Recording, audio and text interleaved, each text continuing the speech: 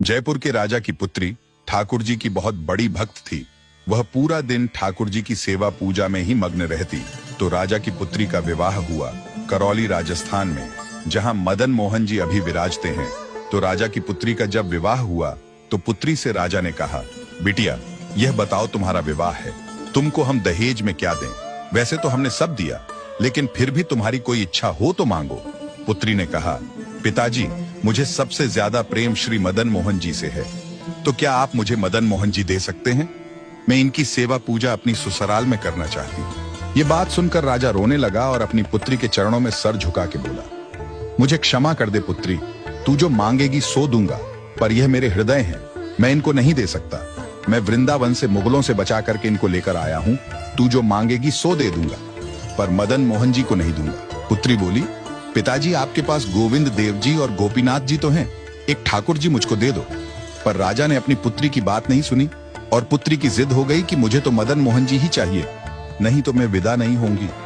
राजा की पत्नी ने भी कहा, पुत्री इतना कह रही है तो आप दे दीजिए ना। तो राजा ने एक प्रस्ताव रखा। राजा बोला, अच्छा पुत्री एक काम करते हैं, मैं तेरी आंख पर पट्टी बांध करके मदन मोहन जी जैसे 7 स्वरूप तेरे सामने खड़ा करूंगा, जिनमें से 6 स्वरूप जो होंगे वह मैं बनवाऊंगा और 1 स्वरूप वास्तविक मदन मोहन जी होंगे। अगर तूने असली मदन मोहन जी को पहचान लिया तो मैं यह मान जाऊंगा कि तू नहीं, ठाकुर जी ही तेरे संग जाना चाहते हैं। तो राजकुमारी बोली, ठीक है। राजा ने कारीगरों को बुलवाया और मदन मोहन जी जैसे 6 स्वरूप बनवाए और सभी का एक जैसा श्रृंगार किया। पुत्री की आंख पर पट्टी बांधी और कहा कि अगर तू असली मदन मोहन जी पहचान लेगी तो मैं ठाकुर जी को तेरे संग भेज दूंगा। उसने हाँ तो बोल दिया, लेकिन वह कांपने लगी, घबराने लगी।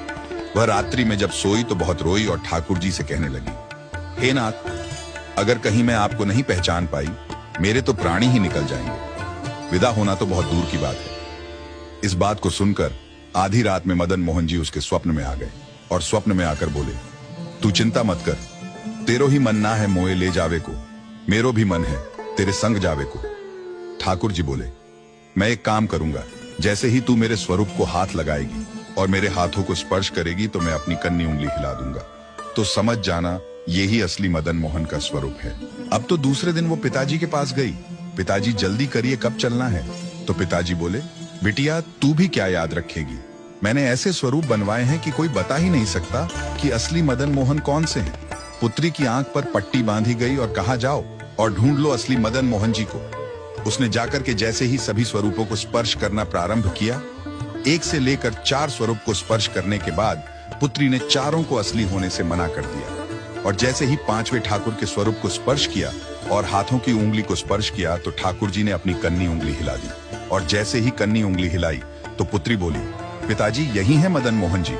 राजा के नेत्रों से आंसू गिर गए। राजा अपनी पुत्री के चरणों में गिर गए और उठ करके अपनी बिटिया को गले से लगा लिया और पुत्री के कान में बोले, मैंने ठाकुर जी की कन्नी उंगली हिलते हुए देख ली, मुझे यह बात पता चल गई है कि तेरी ही जिद नहीं है इनको ले जाने की, इनकी भी जिद है तेरे संग जाने की।